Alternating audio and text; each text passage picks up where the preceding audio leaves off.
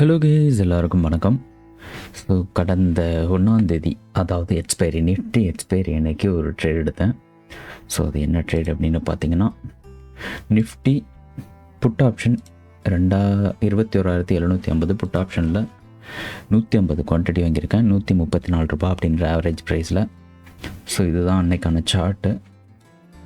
Bollinger பேண்டை வந்து அன்றைக்கி ஃபாலோ பண்ணேன். ஸோ பார்த்திங்கன்னா போலிஞ்சர் பேண்டு வந்து இஎம்ஐயை உடைச்சி லோவர் பேண்டை நோக்கி போய்கிட்டுருக்கு. ஸோ லோவர் பேண்டையும் உடைச்சிருச்சு அப்படின்ற ஒரு நம்பிக்கையில் ஸோ இந்த இடத்துல ஒரு என்ட்ரி கொடுத்தேன். அதாவது 21,750. ஸோ இந்த லைன் தெரியுது இல்லையா, இதுதான் நான் வந்து வாங்கினேன். 150 குவான்டிட்டி வாங்கினேன். ஒரு ஸ்ட்ரைக் ப்ரைஸ் என்ட்ரி கொடுத்த உடனே பார்த்திங்கன்னா அடுத்த கேண்டிலே வந்து இப்படி ஆயிருக்கு. ஓகே, வீடியோக்குள்ளே போகலாம். ஸோ பார்த்திங்கன்னா நான் இந்த இடத்துல என்ட்ரி ஆகிருப்பேன், இங்கே ஆகலை. ஸோ இங்கேருந்து ஆனது தான் இப்போ நீங்கள் பார்க்க போகிற வீடியோ. ஸோ என்ட்ரி ஆனால் கொஞ்ச நேரத்தில் 500 ரூபாய் லாஸில் போய்கிட்டுருக்கு. நான் ஏற்கனவே சொன்ன மாதிரி ஒரு ஸ்ட்ராட்டஜி ஒன்று ஃபாலோ பண்ணிக்கிட்டு இருக்கேன். ஒரு நாளைக்கு ஒரே ஒரு ஆர்டர் தான். ஸோ டைரெக்ஷனை ப்ரெடிக்ட் பண்ணிவிட்டு அதை வந்து அப்படியே ஹோல்டு பண்ணி வச்சுட்டு மிட் ஆஃப் தி டே இல்லை எண்ட் ஆஃப் தி டே செல் பண்ணுறது, அந்த மாதிரி ஒரு ஸ்ட்ராட்டஜி தான் வந்து இப்போ நான் ஃபாலோ பண்ணிக்கிட்டு இருக்கேன். இது எதுக்காக அப்படின்னு பார்த்திங்கன்னா செல்லிங்காக. ஸோ ஃப்யூச்சரில் ஆல்கோ அப்படின்னு போகலாம். ஸோ உங்களுக்கு ஸ்ட்ராட்டஜி ஒன்று உருவாக்கிட்டிங்கன்னா அதை வச்சு ஆல்கோ க்ரியேட் பண்ணலாம் அப்படின்றதுக்காக தான் இப்போ நான் ஒரே ஒரு ஆர்டர் மட்டும் டைரக்ஷன் ப்ரெடிக்ட் பண்ணி வாங்கிக்கிட்டு இருக்கேன். ஸோ 21,750 புட் ஆப்ஷனில் வாங்கினது பார்த்திங்கன்னா இப்போ வந்து 1,200 வரைக்குமே லாஸ் போயிட்டுருக்கு. ஒரு விஷயம் என்னென்னா, எக்ஸ்பைரி டே அன்றைக்கி உங்களுக்கு வந்து ஆப்ஷன் கிரிட்ஸ்லாம் வந்து செல்லர்ஸ்க்கு வந்து நல்லா ரொம்பவே முக்கியத்துவம் வாய்ந்த நாள். அவங்களுக்கு வந்து நல்லாவே வேலை செய்யும். ஸோ பார்த்திங்கன்னா கொஞ்ச நேரத்தில் வந்து பாசிட்டிவ் சைடு போக ஆரம்பிச்சிச்சு. 1000 வரைக்குமே ப்ராஃபிட் போக ஆரம்பிச்சிச்சு. ஆனால் நான் ஹோல்டு பண்ணக்கூடாது. ஸோ டைரக்ஷன் ப்ரெடிக்ட் பண்ணிட்டேன். என்னோடய ஸ்ட்ராட்டஜிக்கு ஏற்ற மாதிரியே வந்துச்சு. ஸோ பார்த்திங்கன்னா கால் சைடில் வந்து ஓஏ அதிகமாக இருக்குது, புட் சைடு வந்து ஓஏ கம்மியாக தான் இருக்குது. ஸோ கீழே தான் போகணும், இருந்தாலும் மார்க்கெட் வந்து புஷ் பண்ணுறாங்க. ஸோ 1000 ரூபாய் ப்ராஃபிட் போனது பார்த்திங்கன்னா மறுபடியும் 1000 ரூபாய் லாஸில் போக ஆரம்பிச்சிருச்சு. 9:30 மணி போல் பார்த்திங்கன்னா 3000 ரூபாய் வரைக்குமே லாஸ் போக ஆரம்பிச்சிருச்சு. நடுவில் புஷ் பண்ணாங்க மார்க்கெட்டை, ஆனாலும் செல் சைடில் இருந்தாலும் புஷ் பண்ண முடியலை. பை சைடில் தான் வந்து புல்லிஷ் மார்க்கெட்டை தான் இருந்துச்சு. புல்ஸ் வந்து அதிகமாக இருந்தாங்க கொஞ்ச நேரம், ஒரு மத்தியானம் வரைக்குமே சொல்லலாம்.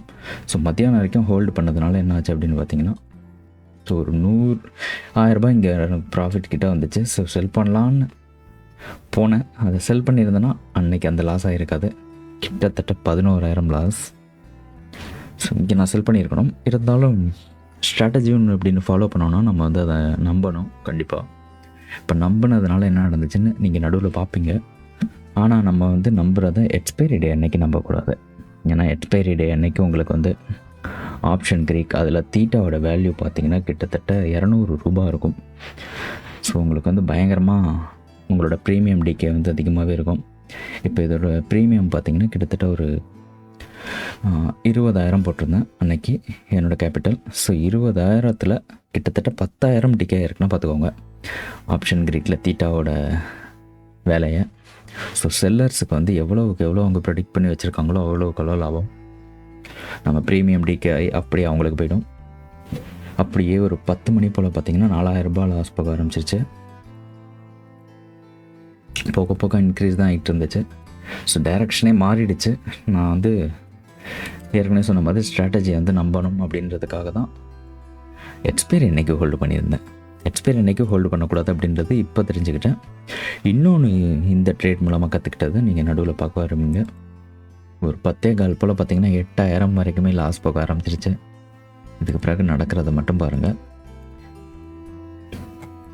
ஸோ அதுக்கு பிறகு நம்ம சைடு கொஞ்சம் தலையை காட்ட ஆரம்பிக்குது. ஒரு 10:30 போல்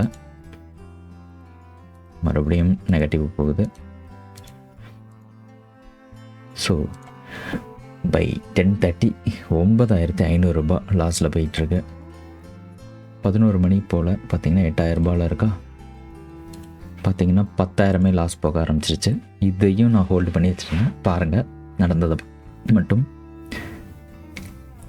11:15 10,000 லாஸில் போயிட்டுருக்கு. பார்த்திங்கன்னா தெரியும், கொஞ்ச நேரத்தில் பார்த்திங்கன்னா நம்ம சைடு தலையை காட்ட ஆரம்பிச்சிருச்சு. ஸோ ஒரு 6000 வரைக்குமே குறைஞ்சிருச்சு லாஸ். பாருங்கள், இப்போ மட்டும் மேஜிக்கை பாருங்கள் எப்படி ஆயிடுச்சு பாருங்கள். 10,000 லாஸில் இருந்தது, வெறும் 1000 ரூபாய் லாஸ்க்கு போச்சு. இன்னும் கொஞ்ச நேரத்தில் பாருங்கள், இது எல்லாமே ஒரு 5 நிமிஷத்தில் நடந்தது. 1000 ரூபாய் லாஸில் இருக்குது. பார்த்திங்கன்னா 600 ரூபாய் ப்ராஃபிட், 1300 ப்ராஃபிட் போயிடுச்சு. 3300 ரூபாய் ப்ராஃபிட். இங்கே நான் செல் பண்ணியிருக்கணும், பண்ண தப்பு. ஸோ ப்ரெடிக்ட் பண்ணது வந்து கரெக்டாக இருந்திருக்கு.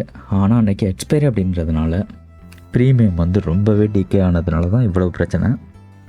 ஸோ அப்போவே எனக்கு தெரிஞ்சிச்சு. ஸோ நீங்கள் வந்து இங்கே வாங்கிட்டு இங்கே விற்றுருந்தீங்கனாலே உங்களுக்கு 80 ரூபா 160 ரூபா ஆச்சு.